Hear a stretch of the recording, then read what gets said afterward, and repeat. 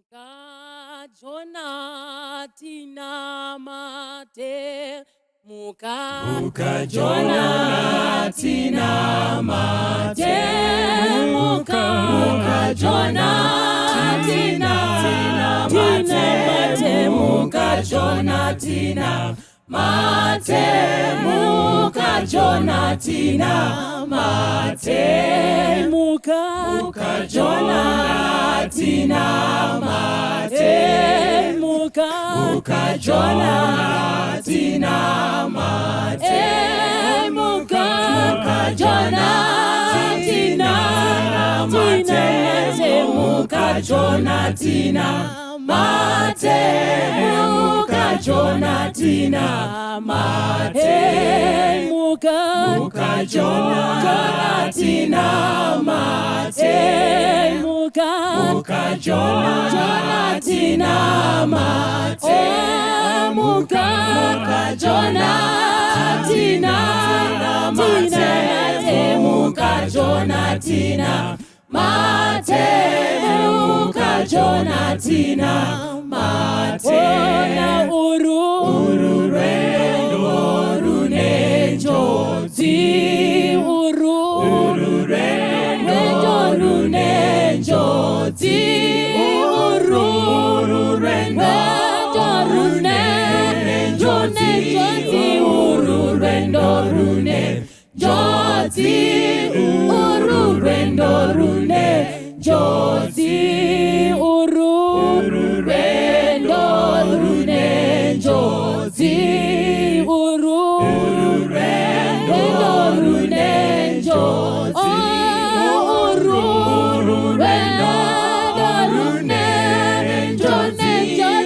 ururendo runenjozi ururendo runenjozi tichatongwa nemabasa tichatongwa nemabasa tichatongwa nemabasa tichatongwa nemabasa tichatongwa nemabasa tichatongwa nemabasa tichatongwa nemabasa tichatongwa nemabasa tichatongwa nemabasa tichatongwa nemabasa uchasara nemabasa uchasara nemabasa iwe uchasara nemabasa uchasara nemabasa uchasara nemabasa Juya Jesu toreve Juya Jesu toreve Juya Jesu toreve Juya Jesu toreve Juya Jesu toreve Muka Jonatina mate Muka Jonatina mate Muka Jonatina mate Muka Jonatina mate Muka Jonatina mate Muka Jonatina mate Muka Jonatina mate Muka Jonatina mate Muka Jonatina mate Muka Jonatina mate Toda kuchingamidzai zvakare pachirongwa chino chepadare patinotaura nyaya men to men tichibata nyaya dzakasiyana-siyana kubva mukati mebhaibheri, dzimwe dzamunotitumira tichidzidza pamusoro pedzazvo. Tisati tapinda munyemzo ranhasi, regai tikumbire mufundisi wativhurire nemunamato. Ngatinamatei. Baba vedu vari kudenga namuponesi wedu Jesu nekuwadzana kwomweya mutsvene, tinokutendai pamangwanani ano nechipo cheupenyu chamunotipa. Tinokutendai Jehovha, rudo rwenyu nenyasha dzenyu zvoga nekusingaperi. Taakusvika panyaya inokosha patichakurukura zvinowanikwa mukati menyika ino. Takamirira kwauya kwenyu kwechipiri. Simba remweya mutsvene rive pakati pedu, mukombore nekuropafadza vose vari kunzwa, vari kuteerera. Tapedza tigokura pakutenda, tigoqualifya vokupinda mushe wekudenga. Muzita ramambo Jesu tokunamata nekutenda. Amen. Amen. Amen. Amen. Tinotenda. Regai timbo kwazisa dare samaita kwazisa uko azirapa shumba tinotenda. Ndiri kuona dare rakafara muzora nhasi, riri kupenya nevhaserini chai. Tinoda kutenda naizvozvo. Kuna vasati vaziva vedare wedu, regai titangire pana mufundisi. Mukwazise wateereri wedu. Tinokugamuchirai vateereri. Rangu zita ndinonzi Pastor Tapiwa Zinyemba. Ndinova mufundisi ku Seventh Adventist Church Eastgate District uko. Murume wemudzimai mumwe chete nevana vaviri. Tinokugamuchirai, tive nenguva yakanaka. Ini ndinoitwa Ernest Mupunga, ndinopindira paMandara Church, ndiri Gono, uye ndatova nevazukuru. Hatichatauri zvevana vaviri, takutaura vazukuru. Saka toda kukwazisa nezuva reSabata. Farai zvakanaka vateereri apo tinenge tiri kukurukura nyaya yanhasi. Amen. Ini ndonzi Charles N. Makombe, ndinopindirawo paThe Grand Church, ndiri weHumba Mubarwe Nyanguru. Tendera wano chirima nemuromo. Mapadza tikapawaranda. Vamwe wese muri kuona vari panapa. Happy Sabbath to you all. Amen. Yes. Tinoda kutenda. Ini ndinoitwa Adin Momba, ndiri kumabhuku ku publishing department. Tisu tinoongorora kufambiswa kwezvinyorwa kubva mumabhaibheri evana, evanhu vakuru, mabooks eutano, parenting, the spiritual side, anechekuita nefamily life. Ndo kubasa kwedu. Thank you so much. Amen. Amen. Ndoitwa Gospel Mudonhi, nichipindira pa Mandara Church. Musoro wenyaya muzora nhasi uri kuti iwo Barika rinotenderwa here naMwari. Barika ndiyo discussion yedu yemuzora nhasi. Regai titange tamboverenga bhaibheri. Mfundisi, tikatanga nekutheology zvinotidzikamisa hana. Tinotenda elder, inyaya inopisa. Yeah. Regai titange pa the Genesis chapter 2 verse ya 18. Ndichaiverenga nechirungu. And the Lord God said, it is not good that the man should be alone. Right. I will make him a helper suitable for him. Ndoda kuti tibva tangobata helper, not helpers. Nechishona robva ratizvo mubatsiri akamukwanira, kwete vabatsiri. Nemamwe mazwi tichitanga discussion yedu varume. Zviri kureva kuti Mwari akasikira murume mukadzi mumwe chete, kwete vakadzi. I think tingatitangire papo tichiendera mberi nenyaya. Regai tichidefine, regai tichitora ve-home theology vari pakati kuti Barika Gono. Chii chinombonzi Barika in our African context? Yeah, Barika murume ane madzimai ake vanogona kuita vaviri kusvika kuhameno. Vamwe vano haina limit kumusoroko. Asi unotangira pa2 raBarika zvichienda mberi. Kudhara patsika dzedu sekunzwa kwataiita nezvimwe zvatinotoonawo zvichiri kuitika nanhasi. Ndezvekuti unotorora mudzimai wekutanga, wapedza wati gare gare woti ndakuda kuroora mudzimai wechipiri. Pamwe munotaurana naadzimai maiguru, pamwe motaurana nehama, pamwe nezvikonzero zvakasiyana siyana. But the end result ndezvekuzoti waguma wane madzimai ari more than one. Ndo rinonzi barika iro. Right.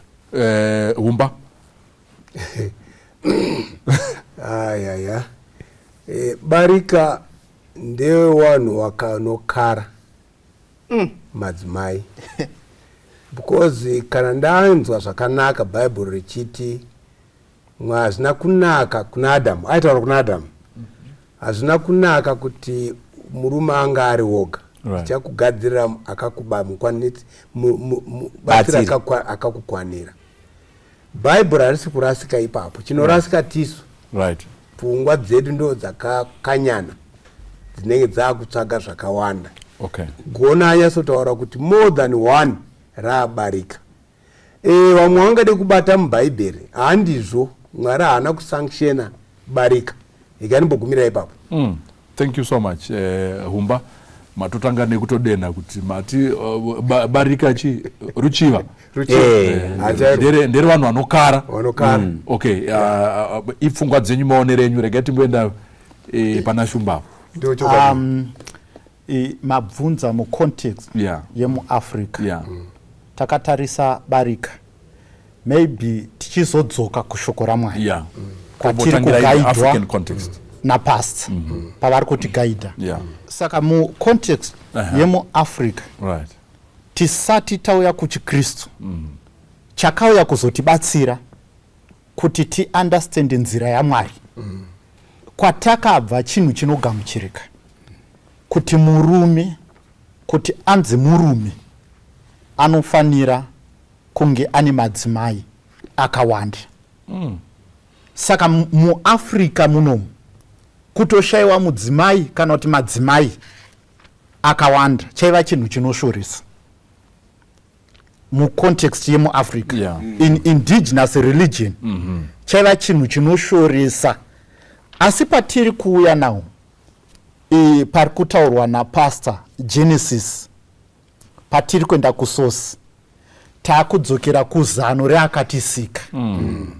Saka patiri kutaura nyaya yebarika, maybe pfungwa yekutanga dai tai understanda zano raMwari taifanira kunge tisingatauri issue iyi. Dai pasina chitema. But issue iyi iri kuuya because of sin. Ndo iri kuwisa kuti tive nediscussion yebarika. Saka patiri kutaura chinonzi barika, tiri kugamuchira nekubvuma kuti kune chinhu chinonzi great controversy between good and evil. Saka Bible riri kuuya kuti ritibatsire nzira inotarisirwa kuti munhu ararame nayo. Thank you so much Shumba. Maroa. Regeti ipapapo tichaende hedu kumatext nemacourts atina umo. But mfundisi apane here pari justifiable. Ratingati a justifiable barika. Because in our African context, from what he is talking of, timbotarisa iko kutsatauyo. Kune pange pekuti no inini ndakazoita barika, orondikuita barika nekuda kwekuti mukadzi wangu ane problem yakati. Hence ndiri kutora uyu. Can we justify? Thank you very much, Elder. Ini ndinofunga kuti ini point yangu vaterere pabate ini ndiri against barika. Right. Ndichitsigirwa neshoko raMwari. Maybe tisati ndobva kushoko raMwari tikauya kuhurumende yeZimbabwe. Ndiri marriage officer wenyika yeZimbabwe. Tine muchato wedu Marriage Act chapter 5.11 inoti murume umwe chete nemukadzi umwe chete, full stop. Hakuna kana hurumende yenyika ichiti izvo mukadzi nemurume ngavabatanidzwe, ndo vandinobatanidza ini. Ukaona murume ndamubatanidza akuda unotsvaka mukadzi wepiri, aiwa unosungwa. Unosungwa because uri kukanganisa mutemo saka barika is not justified. Ndipo kubvunzai varume vatinawo wandinaye wani mukadzi wani wacho ndamupedza here. Musati masvika ikokufundisa nyaya iri apa pane nyaya mbiri semanzwisa andiri kuita. Pane nyaya yekubvunza kuti right iye zvinezvi kana wava muKristu position yenyu iri very clear and tinobvumirana nemi right wari kuti iwo inda ndichida kupindura mubvunzo wasamaita ndichiti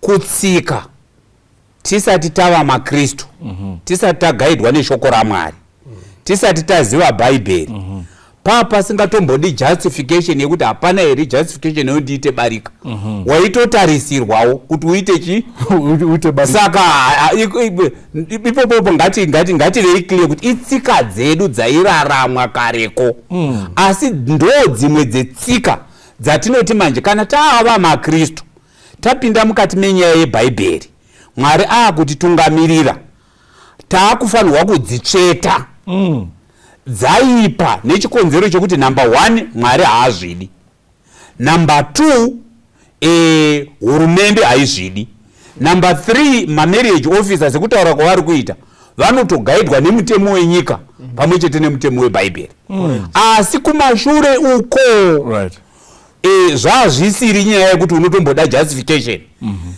Ndikatarisa mutaura ataura shumba vataura vati aiwa zvaitotambirika kana kutotarisirwa yangeri tibula watibula unotofanirwa kutoti kuti unzi musha wagono unofanirwa kunge vari vana gono vacho uyu ane 2 uyu ane 3 uyu ane 7 zvichibva nekudini nekugona kwako.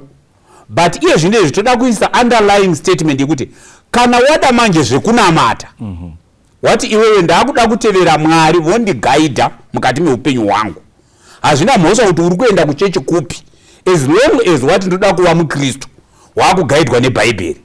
Ndo patiri kuti manje zvese mamwe madefinitions atise zvataurwa naumba kuti kwakukara chava chitema wamhombwe wazvakati nemamwe mazita atinogona kushandisa ari kungoshanda pa-underlining fact iyoyo yekuti ndada kutevera Kristu. Ngatiti ndati handisi kuda kutevera Kristu wacho then mudiscussion yedu kune vakadaro handisi kugaidwa nebhaibheri racho Mwari wacho handinei naye chirega kutaura nezvaMwari because Mwari haamo muupenyu hwani wako. Saka now tichienda because tatakuda kuya kubarika mubhaibheri macho nekuti tine vamwe vari kuita confusion nenyaya iri kutaura nezvayo ndichibva ndaenda pana rega ndingoti humba ndobva ndauya pana shumba mubhaibheri imomomo mune vanhu vatichasangana nawo wakaita mabarika saka wateerera wachada kuziva manje kuti zvinofamba sei. Ndosaka tine vafundi vari pakati pedu. Yes umba ndingaida kutaura ndichiti chitema ndo chakaunza barika hatina imwe nyaya yatingakurukure. Chechipiri ndechekuti nyangwe tingataure zviri mubhaibheri hazvisiri kujustify kuti iwane chi nebarika no. It was ukaerenga Acts chapter 17:30 inoti ndakakuregererai kubva kumazuva ekusaziva kwenyu. Wakuru wedu waisaziva ndo chokwadi ichocho waingoponeswa nezvawaibhiliva asi mazuva ano hakuchisina zvakadaro zvaiswa pachena kuti barika tiri mugreat controversy. Unoda barika ndi Satani hakuna mumwe. Mwari cannot entertain zvakadaro anongozviregera zvichiitika hazvo but hazvirevi kuti ari kusanctiona kuti zvakanaka kwete. Barika pachezaro rine maproblems aro akawandisa zvataurwa napastor zvokuti iye hwani wacho anotokutambura hwani wacho haumupedzi hwani weye akatokwana what more for ko zvino ndaitaura neimwe hama yangu inonditengesera zvinhu zvikanzi hama yangu ndodawo $20 ndikati unoita zvikanzi no ndakatora kamwe kamusikana kadiki kumba uko mupostori yeye kekurora ndatawochika zvikanzi no wechi 5 mukoma wangu inini teererai wana waMwari ndo great controversy yataurwa napastor tiri mugreat controversy kundo kunonzi kukara unondomutora hako but you won't satisfy here iwo wese iwawo wari munzara. You know shumba musati mataura pandauti yapamuri inonga mudhara egara achititi you know what man I don't understand why munhu vanhu achiita 3 wives 2 3 4 5 inini 1 chaichai to me women are a problem kuzotora maproblem 5 saka iyi handinayo iri kutondiomera kai otora imwe otora I think it's a problem. Yes, Shumba. Okay, pandoda kuya tichibva kuna taakudzokera kushoko raMwari. Zano raMwari kuna Genesis. Saka pari kunyorwa bhuku raGenesis pari kubuditswa zano raMwari. Correct. Chapter 1, chapter 2, and then chapter 3 panyika pane chaos. So chapter 1, chapter 2 iri kuisa zano raMwari. Iye aifanira kunge ari wokutanga kusikira Adam vakadzi vakawanda. If you wanted to. Dai aida simba racho aiva naro. Adam akarara aigona kuona pamuka vakadzi 3. Chaaigona kungoita ndechekuti kudi kurumbidza Mwari nokuti izano raMwari muri pabata. Saka tiri kuisa kuti ndo zano raMwari.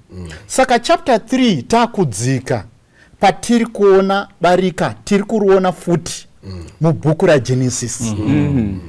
Iri a result of rebellion. Amen. Saka patiri kudiscussa nyaya Barika, tiri kudiscussa nyaya rebellion yevanhu vapanduka kubva pazano raMwari. Amen. I think you remember kuti tine vana vaviri, Cain and Abel. And then Abel ari kuurayiwa naCain. Cain ari kuenda kunod. Ari kuenda kunoti ndokuri kutangira Barika.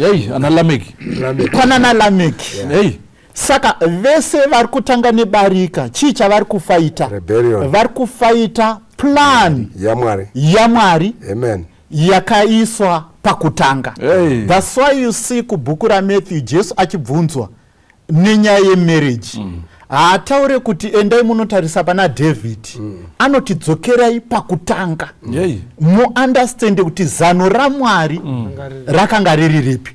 Saka patiri kudiscussa Barika, tiri kudiscussa Revelation chapter 12.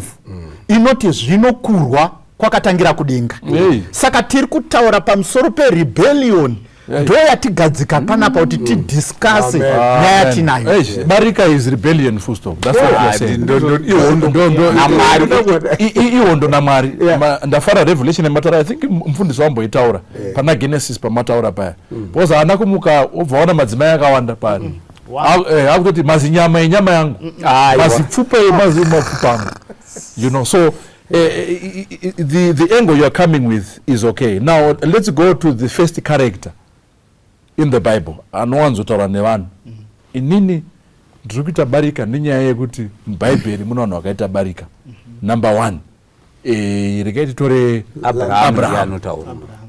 Abraham ndo anotaurwa, ndiwo baba. Mukaenda nomamwe machechi baba wemarudzi, kukudza mhuri, kukudza ndudzi, and all of those. What's your take on Abraham and his, can I say, shenanigans or his issues? Takutenda panyaya yaAbraham endaitova shamwari yaMwari futi. Pedhle yaMwari. Tikatanga Abraham shamwari yaMwari, toenda David ari pamwoyo waMwari. Solomon, by the way, Solomon akanga aine vakadzi vari official 700 nemagirlfriends 300 voita 1000. But anochizonyora kuna muparidzi, vanity of vanity, all is vanity, hazvina maturo. David anochizobva anyora mapsalm 51 ochema pamusoro pezviyo zvake. Mwari, sikai mwoyo mutsva mukati mangu. Ari kurifeya futi panyaya yechinyi, panyaya yeBarika yatiri kutaurawo nezvayo iyi. Mukachizoenda pana Proverbs chapter 5 verse 15, 16, 17 na 18.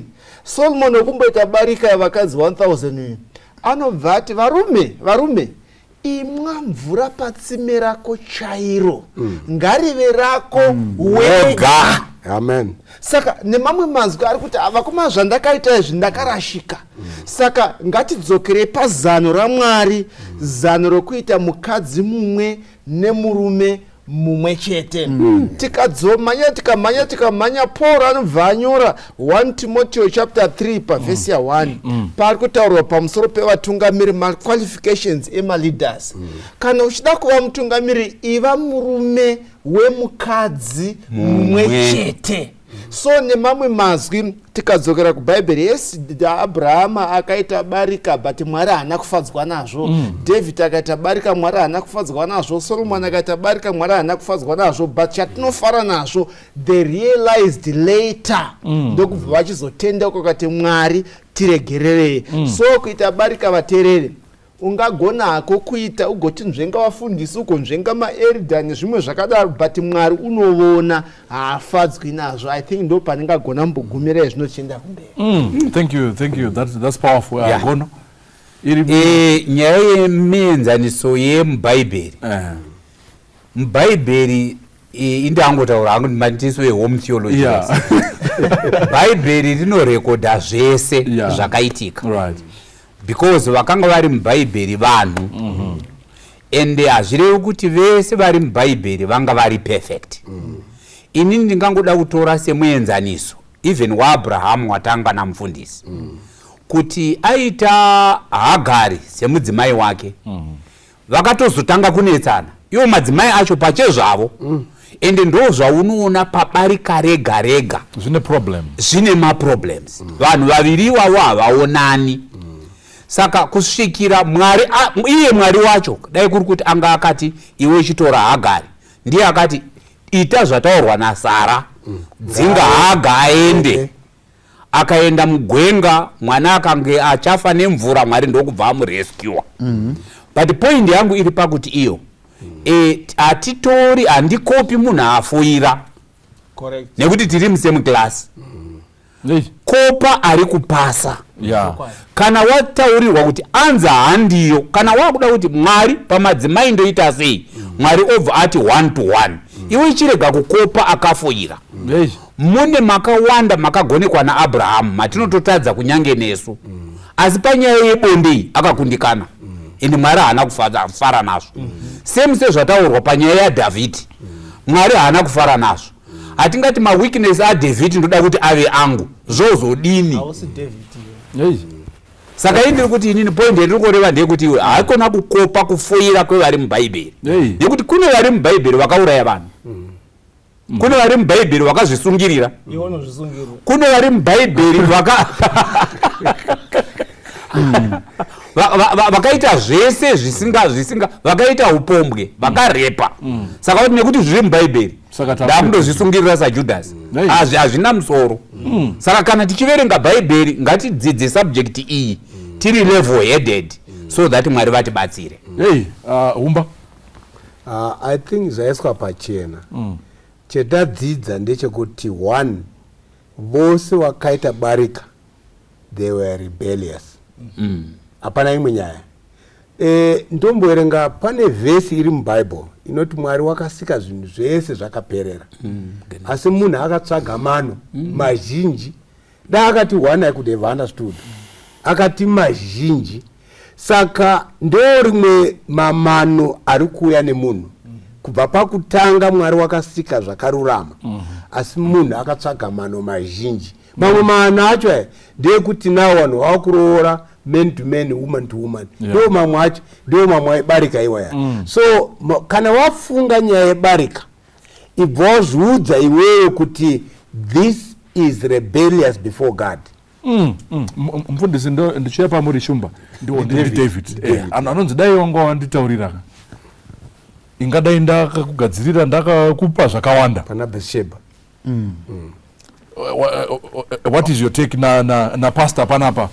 Timboenda pane theology, tombobva pahome theology. Okay, tichizoya pane my brother.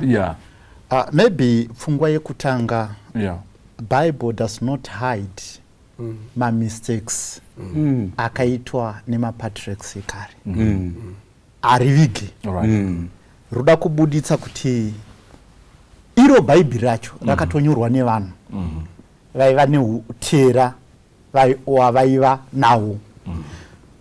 Point number 2, description iri kupiwa pamusoro paAbraham, David, Jacob and so forth.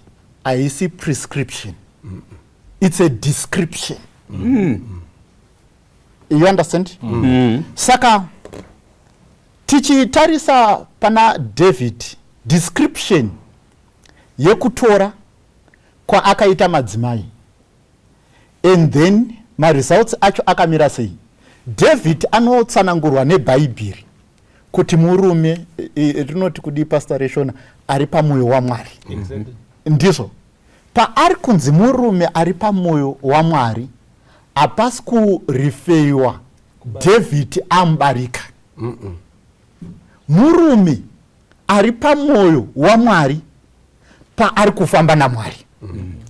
The moment yaabva pamaprinciples aMwari is no longer murume ari pamwoyo waMwari.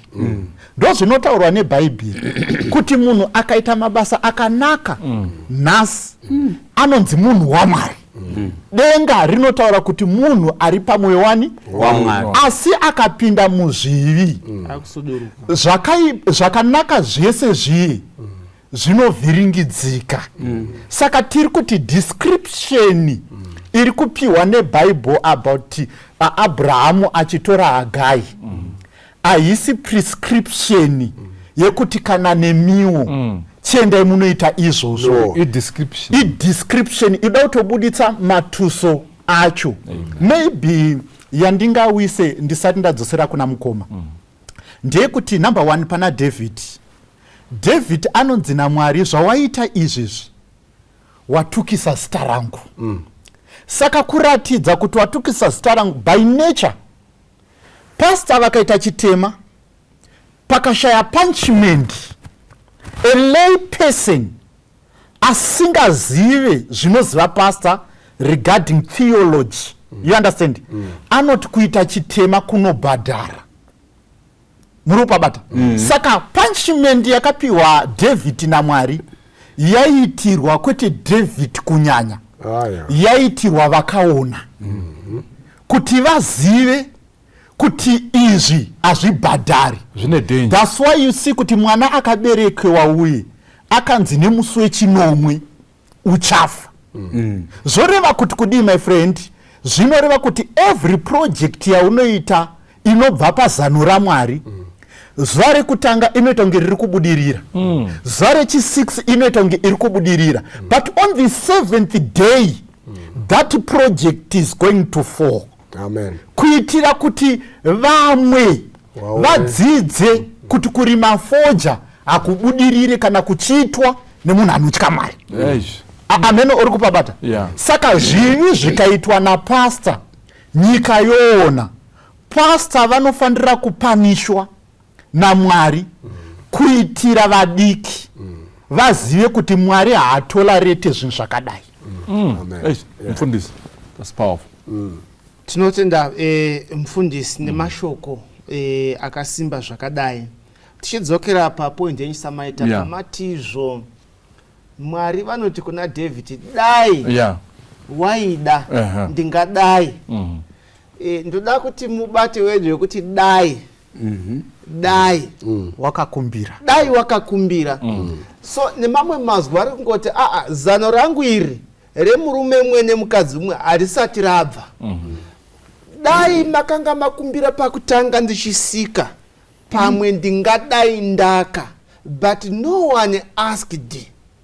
Saka principle yangu inoramba iripo, haichinji zvayakanga iri zuro, zvairi nhasi uye zvairi nekusingaperi. Saka let us not base kuti Mwari vakati dai, ngatisabhesai nadai.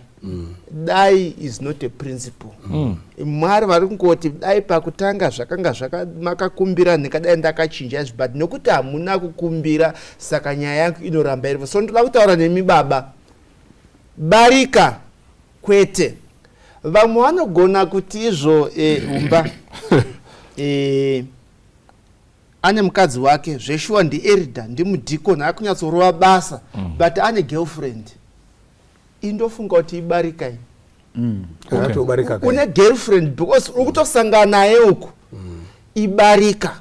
So I want to challenge you baba, mune mukadzi wenyu akavimbika kumba but muri kutoita utsotsi hwekuita girlfriend pamwe kumfakosi, rimwe riri kuKariba, rimwe riri kuVictoria Falls, rimwe riri kuSouth Africa. Hatizvioni hedu asi Mwari vanoona. Ellen G. White anonyora mukati mebhuku The Great Controversies chapter inonzi if in Facing Life's Record, the angels of the Lord, they will be recording with terrible exactness. Aitai aiwa itai kana mada kuita 4-5 itai asi Mwari unozviona. Mwari havatendere Barika. Full stop. Hey. Kono mukuzwa anzi achaiti Barika taakuita magirlfriends tabvisa chivara chongoti Barika. Inyaya yeBarika, varikutaura nyaya yeBarika yemunhu arikugara nemadzimai ake pamusha. Rekani vanembopinda gona zvapinda pana. Handiti zvanzi manyama imwe chete. Zvokana nemagirlfriend muri nyama ngani? Manyama imwe chete ndio zotaura. The principle ya Mwari ndio nega. That principle does not change muterere. Manyama imwe chete. Kana pana mai wari kuitawo zvakadaro, mune nyama mbiri dzevarume. Ngoti ndipfuure naikoko. Now kana Mwari achitarisa anoti chii chemuri kuita nhai imimi baba mune magirlfriend, because uri kubva pazano rekuti inwa patsime rako. Handindi Solomon akataura inwa patsime rako une matsime mangani chairo. Saka une matsime mangani aungati ari chaiwo. Ndichida kupinda papoint yamataura kuti iyo katsika kacho ikako kekuti girlfriend vandiswa inotongoratidza yega kuti hapana kujeka. Ndo zvazvinongotoreva kuda kuti hazvina kujeka.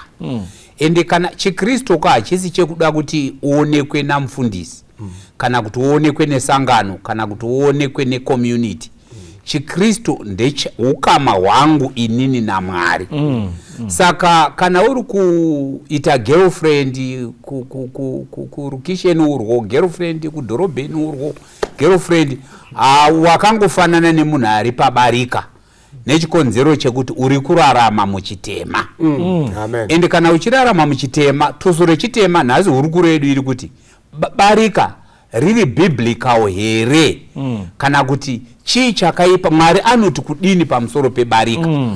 Rinogona kuuya in whatever shape or form. Even kauna uri unoti handirenderi, ndangosanganawo zvangu naye ndokubva tangoita mahwekwe mawira mombe. Zvaitika handitombozivi nezita rake. Ritori Barika iroro. Nechikonzero chekuti Mwari akati murume mumwe nemukadzi mumwe. Saka ndo principle yaMwari. And God does not change. Vanoramba vari zvavakanga vari zuro, nhasi nekusingaperi.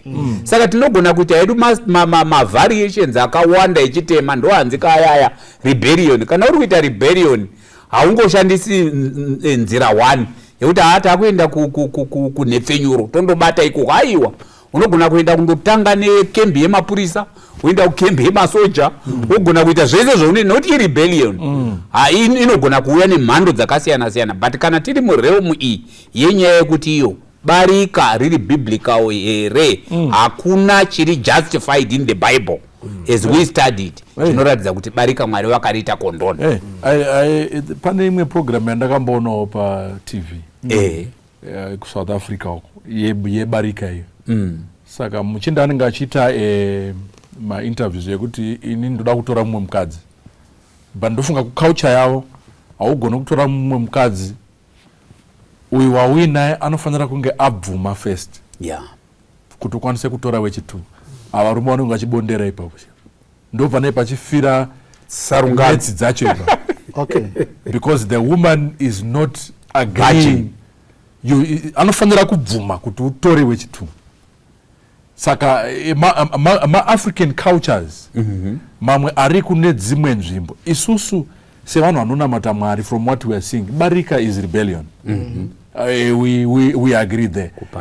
Hapana nyaya kutopandukira Mwari, kutopandukira church at the same time. Now tiri kutaura nyaya iyi sekunge iri kunze yebarika asi inogona kuwanika mukati mevanhu vari kunamata Mwari.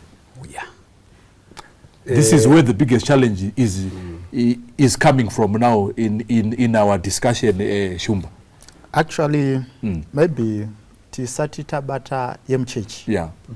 Pastor vambo mentiona pamusoro pe is Timothy.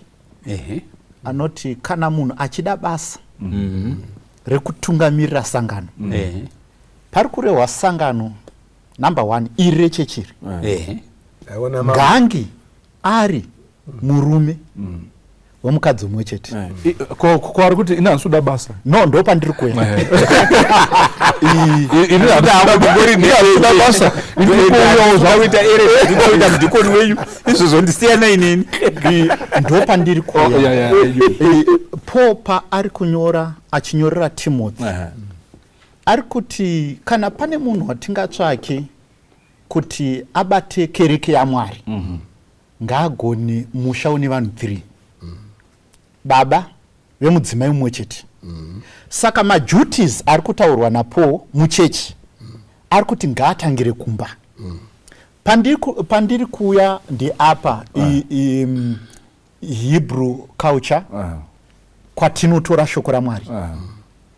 Abraham anopa chipirisiro tisati tani maLevites. Meaning zano raMwari raiva rekuti baba wega wega mukati memba yawo ndi pastor. Kare back then kwakusina pastor aitenderera mudzimba dzevanhu achitarisa kuti muri kugarisana sei. Raiva duty rapastor wepamba. Saka pastor wepamba ndiye ari kunyorwa naTimothy kuti ngange ari izvo uzotaura kuti tine mapasta ekuchechi Mwari vachitarisa murume wese ari kurigadwa as a priest mumba make. Murume wese ari kubhawa, ari kun'anga, kutochema kwa Mwari nengirozi dziri kutoti dai vaiziva basa ravo ndere kushumira mukati medzimba. Like kuchechi kwedu kunonzi mapasta havasi kutenderera. Aifanira kunge achitenderera kumba ndi baba nemhuri yake. mai wacho muri kuona kwatiri kutamira. Baba Loti aiziva zvepamba pake semuprista, aiziva kuti vana vakamira so. Abrahamu aiziva vana vake noti ndiaiva pastor, ndiaiva bishop. Saka popa ari kunyora ari kuisa kuti izano raMwari kuti murume wese ari kuzoda kubata kuchechi ngange ari murume wemudzimai mumwe chete tichibva kumba. You see. And then mune yamawisa yandoda kuzama kupindurawo semunhu wekumabhuku. And then pastor vachizotibatsira kuti mukati mesangano ishu iri kunetsa. Baba vangu vataura ishu yehupombwe napastor kuti ishu yekuratidza kuti it's a sign yebarika rimwe though usina kuenda kunorora. Zvinhu zviri kuitika muchechi kumapastor, zvinhu zviri kuitika kumaelder, kuchema kweevery member yechechi kuri kuna Romans chapter 7.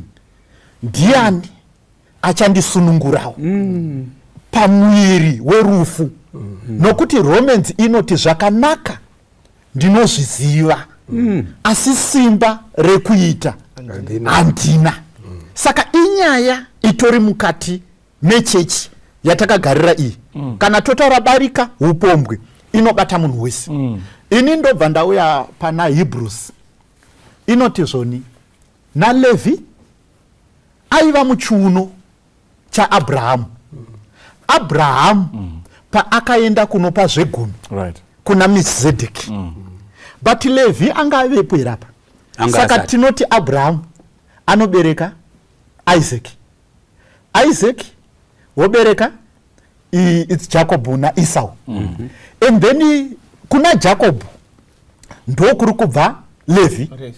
And Levi is generation number 4.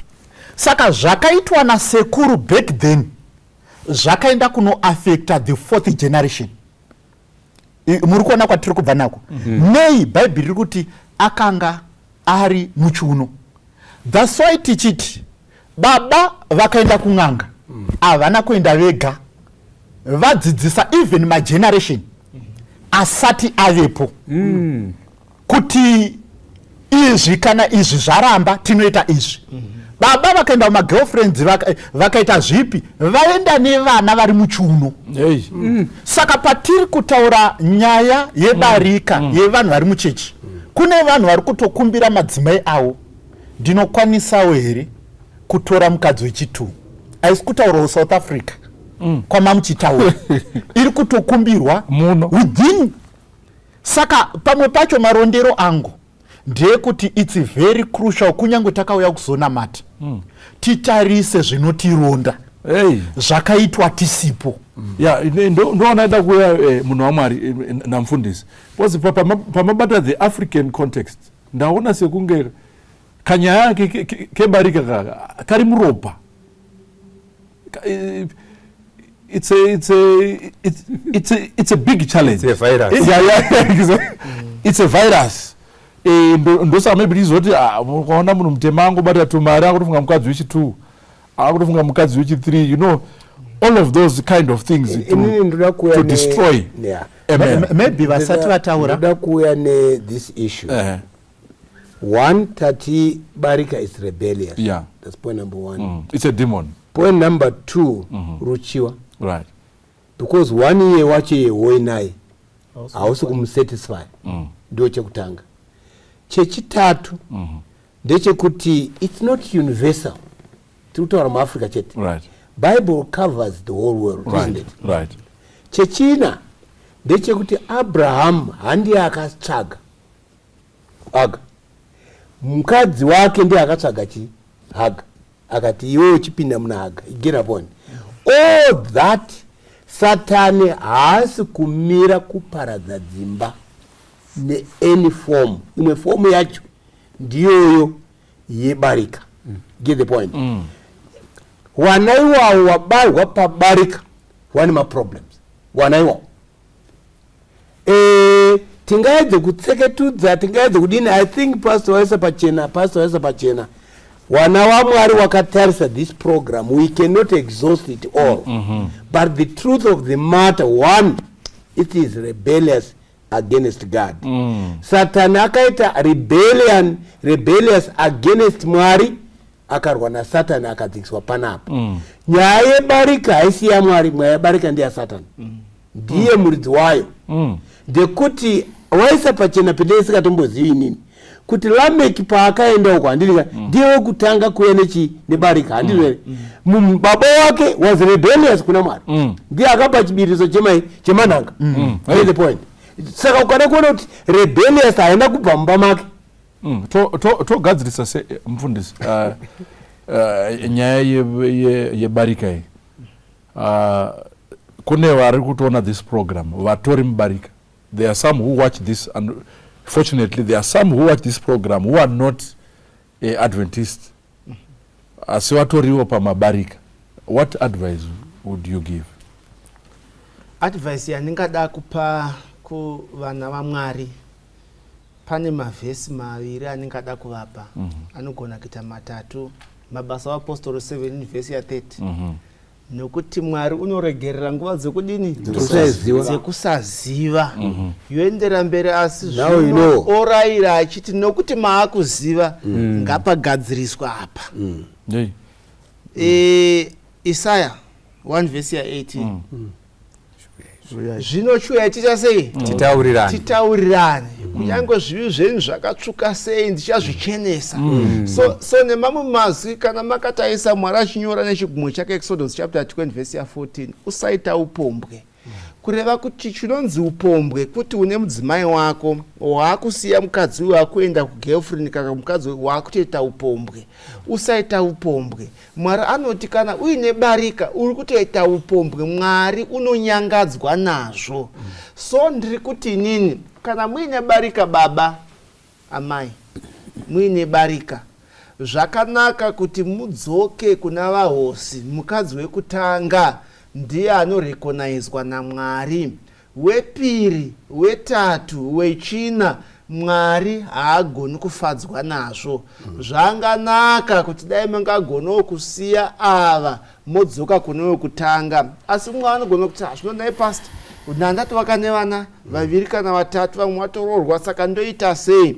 A very good example ndi David. Zvihandizika David anobva ati madzimai angu ini handichakwanisi kuburukira kwamuri, ndaakungokuchengetaiwo zvangu, but handichisina sexual relationship nani nemi, asi ndongokuchengetaiwo ndichikuririchira nichi, but you are no longer officially my wife. No, I think tingagona kuda kugadzisa, because mwagona kuti nai pastor ndane 20 years ndiri ndine barika saka ndoita sei? Ngazvive official kuti ndakudzokera kuna vahosi, mukadzi wekutanga, wepiri, wetatu, aiwa tapatsana, tangowo hama nekuda kwevana varipo, but you are no longer my wife. Mabvunza mubvunzo wekuti zvinenge zviri muropa.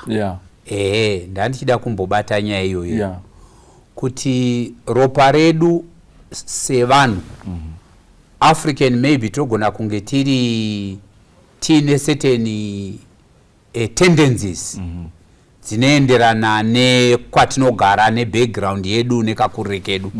Each nation, each race ine zvayo zviri muropa mavo.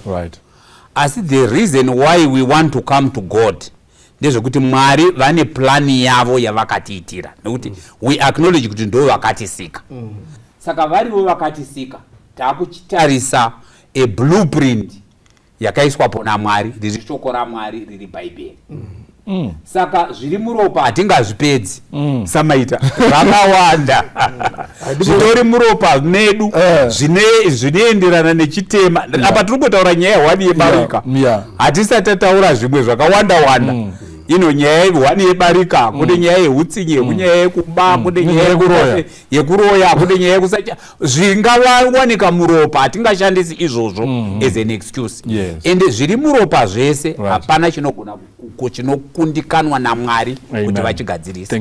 Kana vakazvigadzirisa pana David, vanozvigadzirisawo pane hama yangu, iwo wakateerera uri kutinzwa. Kuti kana wada kuti indoda kuteera Mwari nezvinodiwa naMwari, nzira iripo, mukana uripo. It's not all lost. Thank you so much. Ndoda kutaura kuti hapana chinonzi chiri muropa.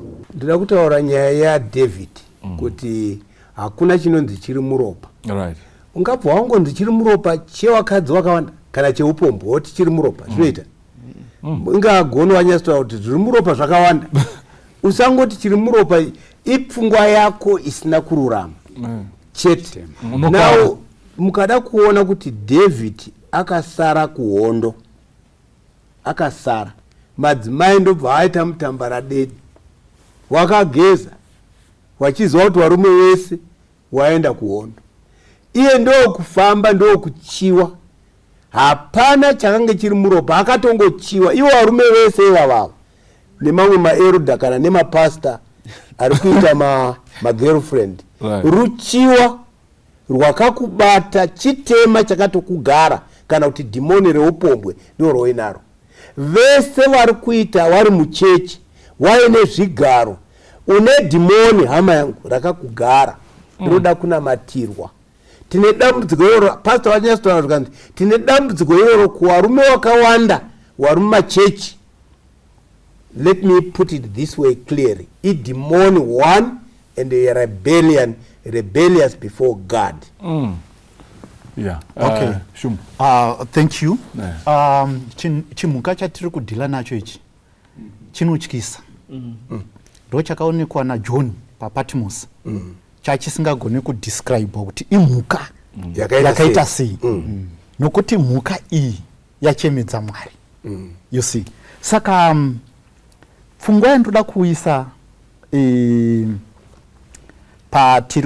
pandiri kupedzisawo, pandiri kutaurawo ikekupedzisira ndechekuti nyaya yebarika uyipi hwayo unogona kutadza nzwisaniso. Kunyange bhaibheri dai ranga risipo tisina bhaibheri, kutora munhu akakurira mubarika anokuudzai kuti idi Mwari havazvidi. Nokuti mubarika imomo hamuna rugare. Ngatiendei pana Abrahamu watatanga kunhonga chisiya Lameki. Tiri kusangana naHaga nemwana wake Ishmael. Haga paona kuti Sara azorangarirwa naMwari, BP bva yakwira, maproblem atotanga. Bhaibheri rinoti kudii? Rinoti Mwari vakatoona Ishmael, Sarai, achiseka Isaac, mwana wechemberi, mwana wokuberekwa munhu akuma 90. Actually mukaverenga SOP inotaura kuti raiva zano raHaga naIshmael kuuraya Isaac. Saka ndo patiri kuti madangers number 1 atori kuvana. Vana pachezvavo hakuna rugare. Number 2, ngatiendei pana Hana, mai vaSamuel. Samuel muprofita watinoziva. Chii chiri kuitika? Hana misodzi yese yaaive nayo, it was because of Penina. Akamushungurudza, haubereke, hauite zvakati. Bhaibheri rinotaura kuti kunyange murume wake aimuda, but Penina aimushungurudza, akamuonesa chekupedzisira. Saka mukadzidza, tichingobvisa Bhaibheri chete, tichingobvisa Bhaibheri, mukatora vana vakakurira mubarika, vamwe vacho havasi kuenda kuchikoro, vamwe ndo vanoenda kuchikoro. Mune uroyi hunoitika mubarika. Mumwe anenge achida kunyudza mumwe, because by nature vakadzi havagone number 1 kushiyana murume, mukutoziva number 2 havagone kushiyana kitchen. Saka by so doing uri kuinvita rufu mukati meupenyu hwako. And I think elder vataura issue yekuti vari kuzviita it's a demon, meaning kuti kana riri demon tega hatina simba. Chii chatinofanira kuita? Number 1, kugamuchira kuti pane chinhu chisina kumira mushe pandiri nini. Mapedza. Ukada kutsvaka vamwe vanhu kuti ndo vari kukonzeresa, zviudze, ita self introspection, wotarisa kuti no, inini pane chiri kundinetsa, Mwari ndibatsireyo. Maybe quotation yandanchida kupedza nayo my pastor inotaurwa nemukadzi anonzi Ellen White, I think mubhuku rinonzi Testimonies should be volume 4 kana ndisingakanganisi. Rinoti kune vose vanoda kubuda muusungwa hwaSatani, vanzwisisa nyaya yacho haisi nyore. Nokuti chinoitika ndechipi? Ndechekuti madhimoni anenge achirwisa kuti hatingarasikirwe nemunhu wedu, bhiti upombwe, bhiti nyaya yebarika. Ukatiza as a slave kuti ndakuda kusununguka, ndakuda kufamba naMwari, your master will follow you.